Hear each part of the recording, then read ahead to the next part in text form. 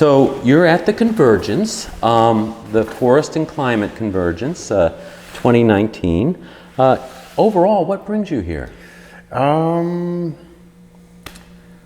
guess this is actually going to be my first time coming out. I've been secluding myself from the whole Standing Rock thingy, and I felt like maybe now was a good time to come out and maybe share some stories and get some input and say some input. And so that's the reason why I'm here. So the Standing Rock thing that you refer to, what do you mean by that? Standing Rock. Well, I was in Standing Rock for almost like 6.5 months, and I had caught 2 cases on October 27th of 2016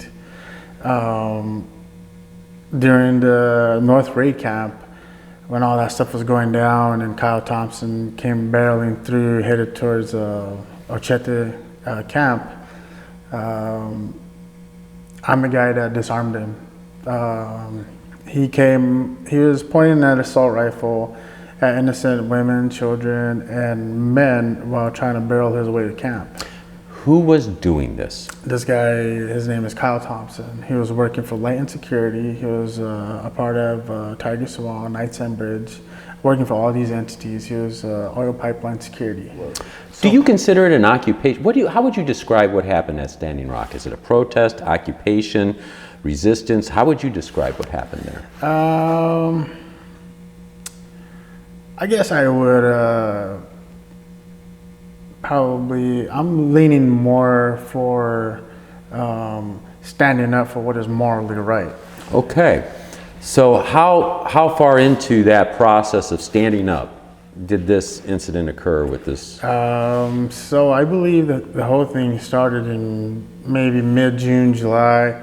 And this was probably going towards the middle of the thing where things started to get escalated. Started to get escalated by Pipeline Security, Morton County, National Guard, and this was around the time where North Camp was getting raided, and the camps are getting pushed back, and there were some heavy equipment that got torched, and the one person that was there around the heavy equipment was the guy Kyle Thompson. And I believe that he may have started the fires to the heavy equipment, knowing that the people that were there at camp would put the blame on. So he came into camp with an assault rifle. He was barreling to camp. He got busted where the heavy equipment was at, and he was getting confronted by some elders, and the elders that confronted him noticed an assault rifle on the passenger side of his vehicle.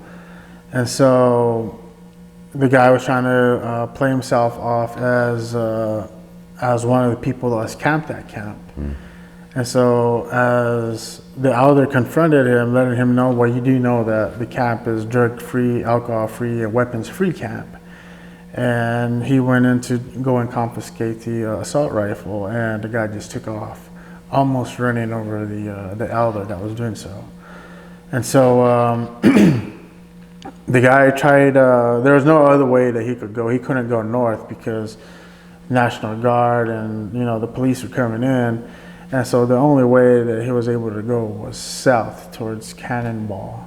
And he was met with a bunch of people on the bridge, and some guy had ran him off the road because they were getting calls on the radio saying that this guy had an assault rifle.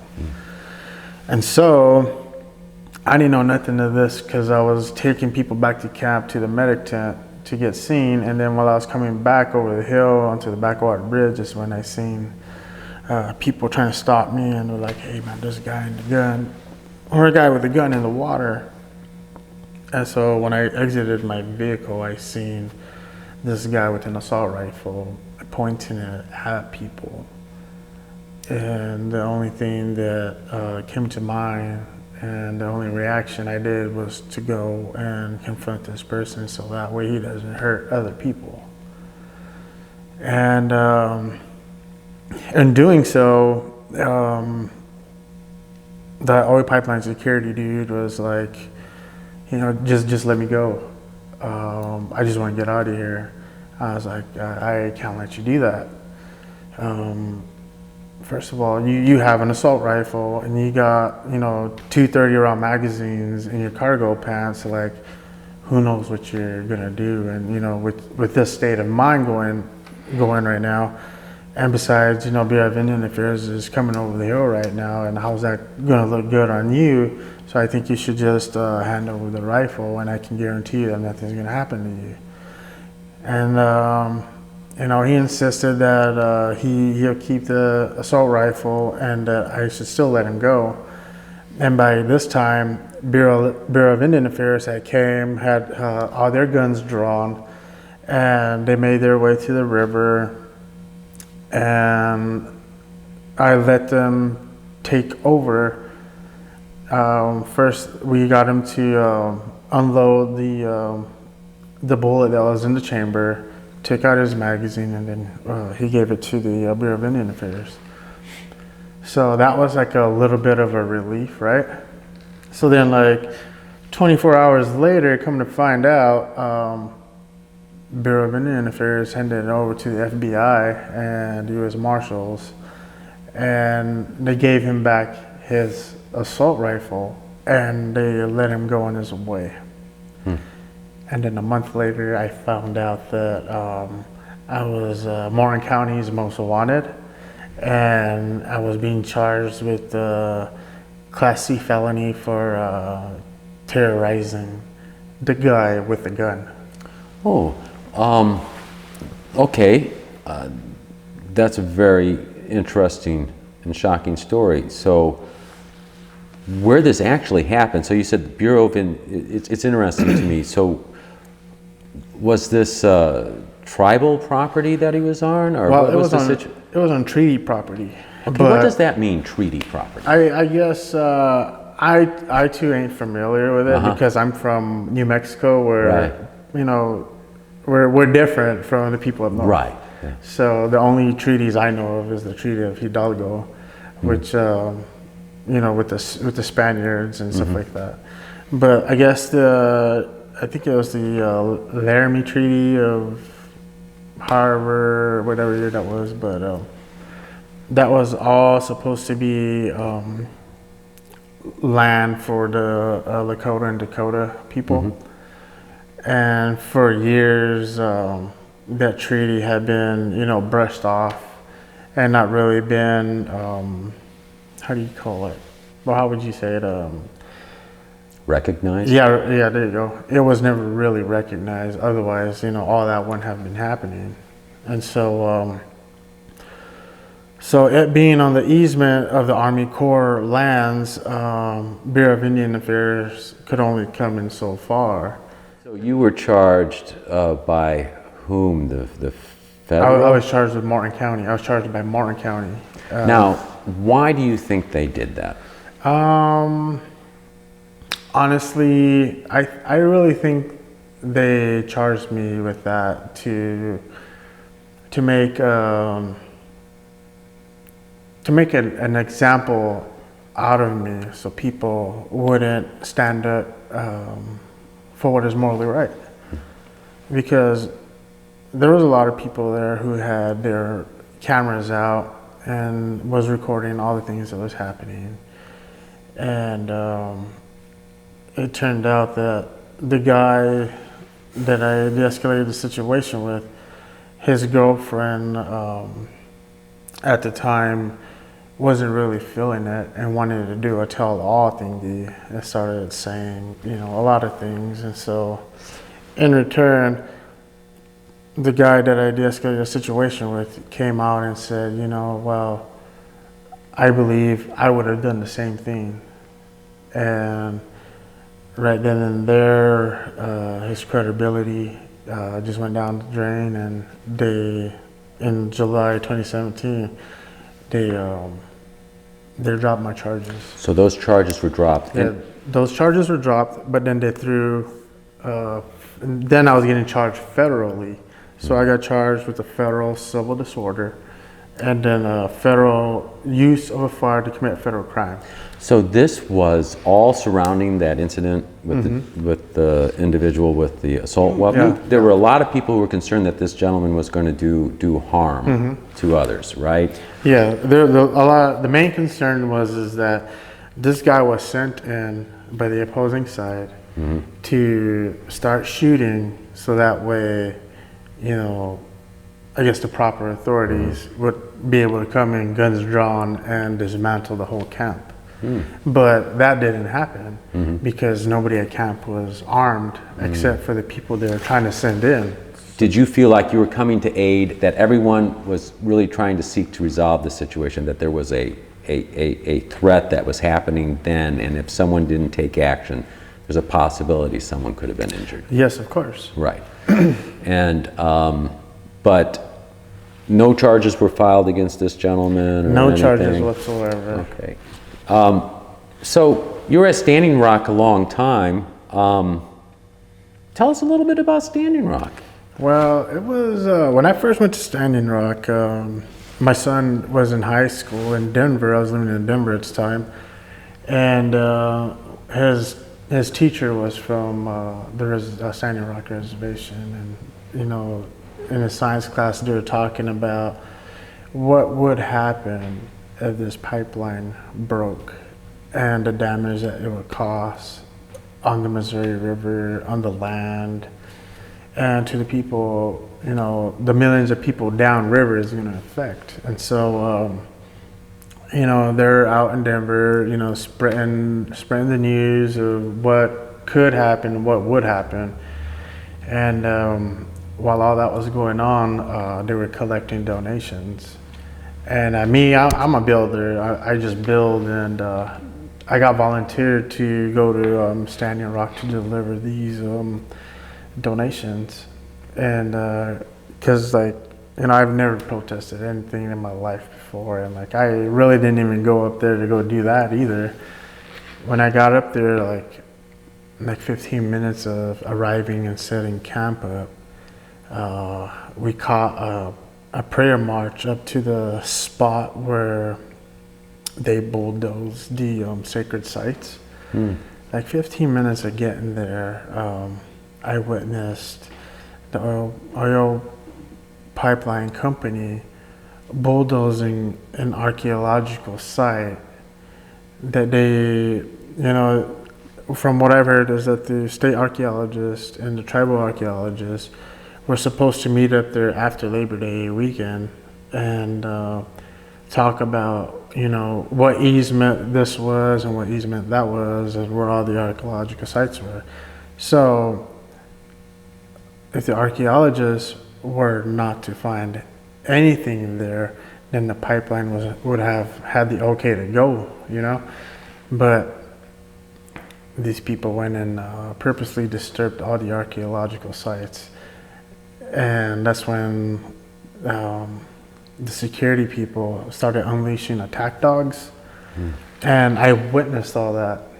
And then I also witnessed highway patrolmen from North Dakota and Martin County just watching all this go down, you know, standing there smoking a cigarette. And so, like, after that, like, I was supposed to be there just that weekend, Labor Day weekend, and I couldn't find myself leaving knowing what I just witnessed. And, you know, I could have done something, and I just left. You know, that wouldn't sit well with me. So you had no history as an activist. You had never protested anything before, is what you're saying. And you were going there to deliver some supplies, donations. And you saw destruction of archaeological sites. You saw some authorities just standing by while it looked like police over response and abuse, and you ended up staying. How long did you end up staying there? 6.5 months. Wow. So how, 6.5 months. What was the most interesting thing you saw there in the 6.5 months? There was a lot of things that I seen that, you know, I normally wouldn't see. you know, the whole camp itself, it was like the biggest little city that just sprung overnight, you know, and how people were just out there helping each other, making sure everyone was well taken care of.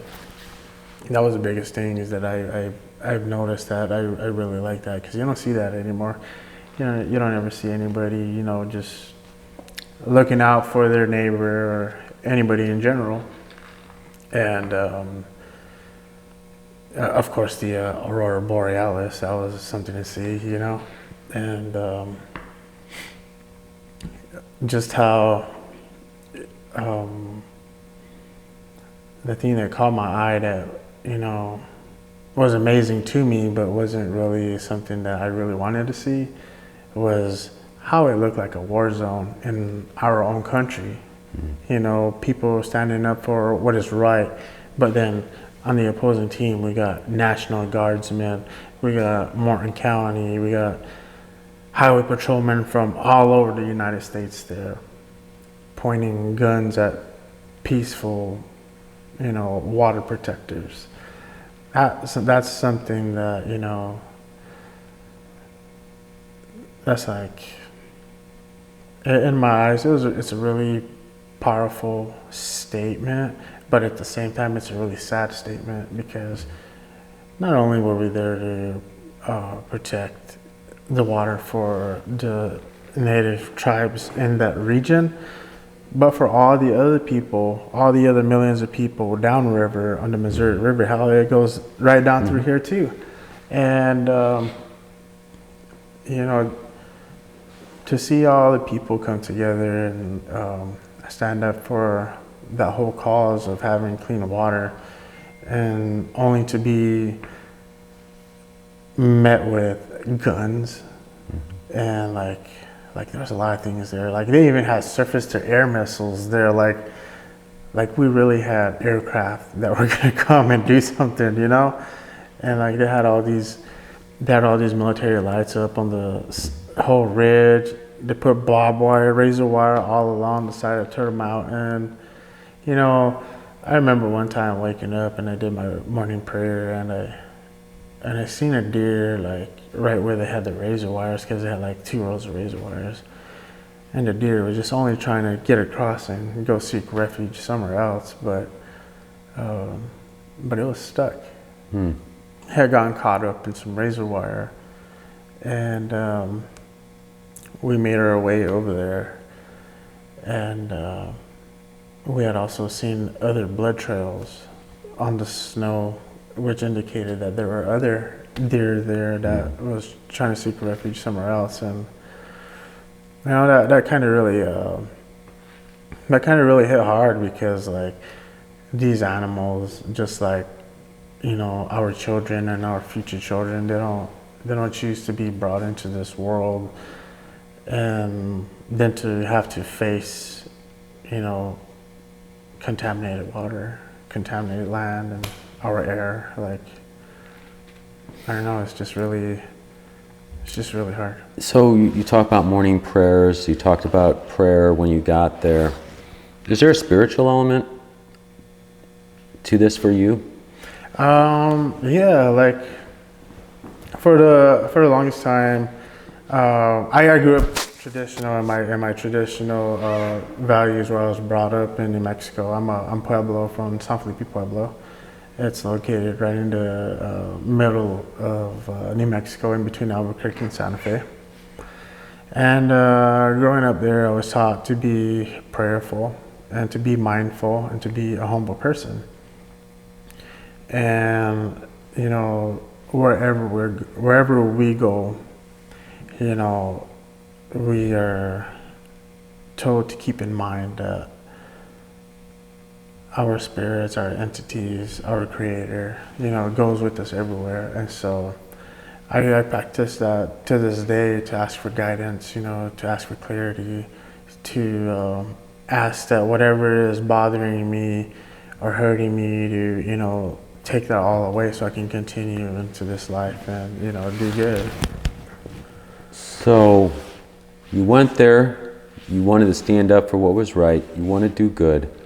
There for 6 months, saw a lot, were involved in that horrible situation with the assault weapon, and then you had charges filed against you for trying to help protect people.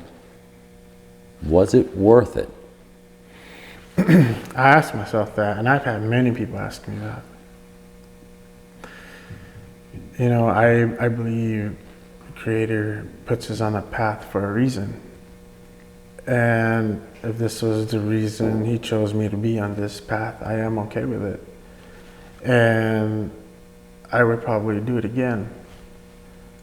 Because whether I get charged with, you know, when they decide to give me a court date and I get charged and everything's all over and done with, and if I'm sitting in the cell, you know, this is going to go down in the books as to a person that was wrongfully charged for standing up for what is morally right. And I want my grandchildren to know, my future children to know, you know, other tribes, other people that were all there, not just Native people, to know that I didn't go down without a fight. And that I stood behind everything that I believed in to be right. And if I were to sign a plea deal, all that stuff goes down the drain. So you're still facing charges? I'm still facing charges. What are those charges? Federal civil disorder and a federal use of a fire to commit federal crime. Okay. So Was that pertaining to that one incident or just you being there? no, just that whole day. Oh, the whole day. Okay. All that stuff that transpired that day, after they didn't couldn't prove that I terrorized the guy, they put federal charges on me. So right now, to this day, I'm facing 15 years for a civil disorder and the use of a fire to commit federal crime. Both charges hadn't been used since back in the late 60s and early 70s when they were doing the Black Liberation Movement and the Vietnam protest. So it's been a big gap from now until then since they used these charges on somebody. Right.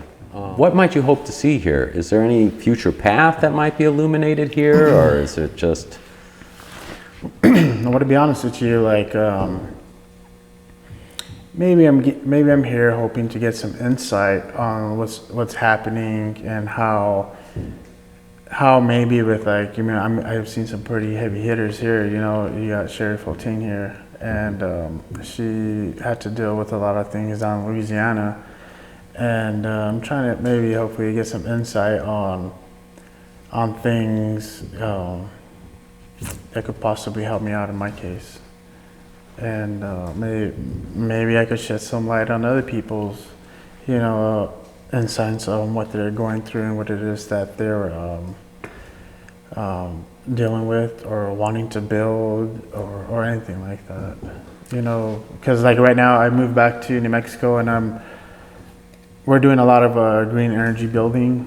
We're doing a lot of solar panels, adobe houses, like, you know, just all kinds of things that you know, are environmental friendly. So Sounds like you're in a nice place, though, to share some ideas and swap some stories too, right? Yeah, I like to think so. So, well, great. Hey, is there anything I didn't ask you that you would like to share or talk about? No, I think you asked all the right questions. Well, I really do appreciate you sitting down and talking. And did you say you were Pueblo? Is that? Yes, I'm Kafshkeme. I'm from the San Felipe Pueblo in New Mexico. Oh, okay. Okay. So, well, thank you so much for sharing, and welcome to the Convergence. And thank you. Maybe I'll see you around the fire or something. Almost like that. definitely. Thank you.